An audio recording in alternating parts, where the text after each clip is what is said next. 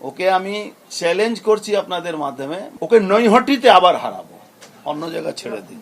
আগেবারও নৈহাটিতে হারিয়েছিল, আর এবারও যদি পার্টি টিকিট দেয় ওখানে ওকে হারাবো। এটা তো প্রমাণ হয়ে যাবে ভোটের রেজাল্ট বেরোলে।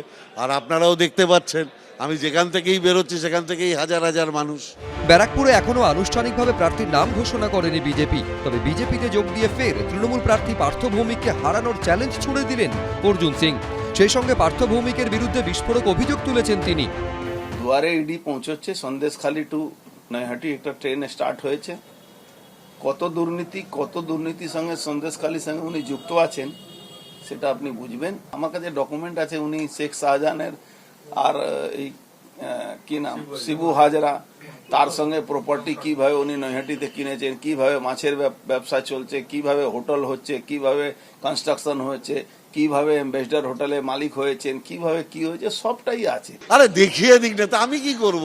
ও ভাবছে বোধহয় এই করে কিছু করা যাবে। কিচ্ছু করা যাবে না, কিচ্ছু করা যাবে না। কারণ সারা বাংলার মানুষ জানে, সন্দেশখালীর মানুষেরা আরো ভালো করে জানে যে এই ঘটনা ঘটার পর একটা ইরিগেশন ডিপার্টমেন্টের কাজ নিয়েই আমি গেছিলাম। সুদূর অতীতেও আমার সাথে মানে সাংগঠনিকভাবে সন্দেশখালীর কোনো যোগাযোগ ছিল না। একটা মাস্টারমশাই ছেলে এমন কি বিজনেস করলেন কি আজকে 5খানা পেট্রোল পাম্প, 5খানা হোটেল কোথায় থেকে এলো? জেনসন নিকলসন কোম্পানির মাটি অবধি বেচে দিয়েছেন। লোটো যে চালাচ্ছে ওখানে, তার পোস্টার দেখবেন, ওনার পোস্টারে স্পন্সরশিপ লোটো করছে, লোটোর মালিক করছে। ওখানে বালি মাফিয়া, যার জন্য জুবলি ব্রিজ চলে যাচ্ছে, ভেঙে যাবে যে কোনো মুহূর্তে, সে তার ফেস্টুন হোর্ডিং এর স্পন্সরশিপ করেছে। যত ব্যক্তিগতভাবে আক্রমণ আমাকে করবে তত ব্যারাকপুরের মানুষ আমার পাশে দাঁড়াবে। 5টা পেট্রোল পাম্প যদি ওটা দেখাতে পারে, আমি ওর হাত জোর করে ধরে দুহাত তুলে আনন্দ করে বলবো তোমার মতো বন্ধু আমার আর কেউ নেই। আমি যখন নির্বাচনে প্রতিদ্বন্দ্বিতা করব, আমি তো একটা হলফনামা জমা দেব, ওখানে আমার কি আছে না আছে জমা দেব।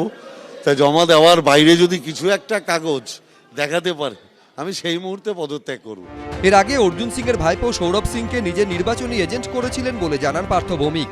এদিন তা নিয়েও কটাক্ষ করতে ছাড়েননি অর্জুন। সিং হয়ে গেলে কি সব আমার ভাইপো হয়ে যায়? আমার কোনো ভাইপো নেই।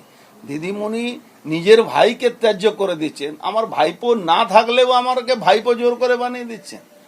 এর থেকে দুর্ভাগ্য আর কি হতে পারে পার্থ ভৌমিকের? ও তো বুঝতে যে তোমারে বধিবে যে গোকুলে বাড়িছে সে।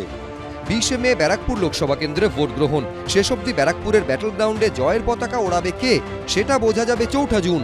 সমীরণ পাল, এবিপি আনন্দ, উত্তর 24 পরগনা।